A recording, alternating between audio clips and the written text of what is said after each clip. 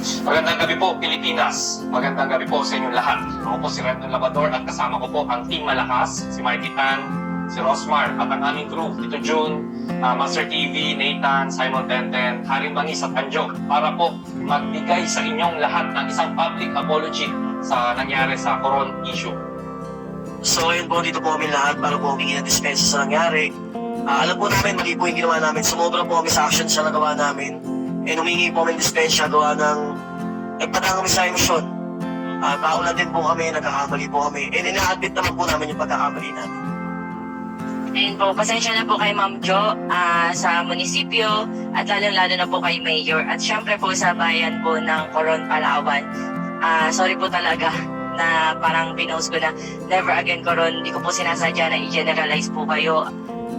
Nagpadala po ako sa bugso ng damdamin at yun po yung pinakamaling nagawa ko and humihingi po ako ng tawad. Alam ko pong pagkakamaling po yun, sana po magpatawad yun po.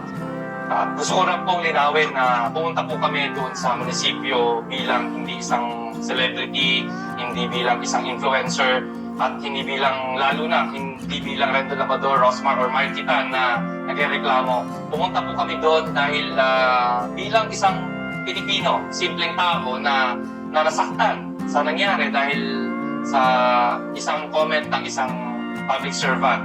At kami po ay nagpapakababa sa inyong lahat na susubukan po namin na baguhin kung ano man po yung pagkakamali namin, kung sumobra man po kami.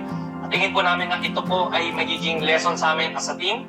At we will be better, babawi po kami.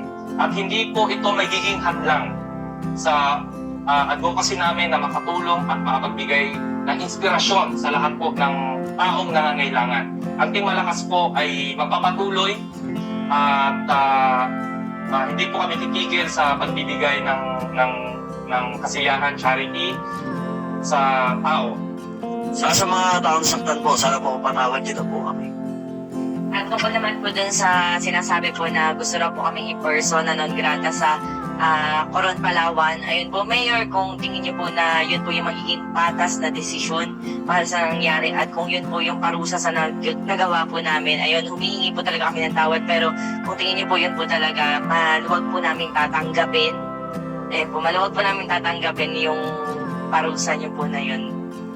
Ayun, bottom line po, ayun, Ma'am Jo, pasensya na kung naging ganun ang aking aksyon, kung nakasobra man. At mga tao sa munisipyo, kung naramdaman niyo po na na-disrespect po kayo, at lalong-lalo na po sa mahal nating Mayor. Mayor, wala po akong masamang intensyon para kayo po ay i-disrespect. Nirespeto po kayo bilang leader ng Coron. At saludo po kami sa lahat po ng inyong nagawa. At sana, Mayor, kung makakarating man po sa inyong itong video na to, ako na lang po sana ang tatanggap ng persona non grata dahil nakita ko po ang sinseridad ng mag-asawang Nathan at Rosmar sa pagtulong. Sana po ako na lang po ang bigyan ninyo ng persona non grata. At hiling ko po na sana kung ito man po ay magiging matutuloy, gusto ko po hilingin sa inyo, Mayor, na sana bigyan niyo pa po ako ng huling pagkakataon na makadalaw sa Coron dahil po napangako po sa aking pamilya na ipapasyal ko po sila sa Coron para makita ko po sila maging masaya. So yun, ngayon, maraming salamat po. Pasensya na po talaga sa nagawa po namin. Humingi po kami ng tawad sa lahat po ng tao. Yun po, pasensya na po sa nagawa namin. Hayaan niyo po at babaunin po namin yun sa lahat po na mapupuntahan namin. Lesson na po sa amin to at hindi po maulit. Babawi po kami. Maraming salamat po. Maraming salamat po.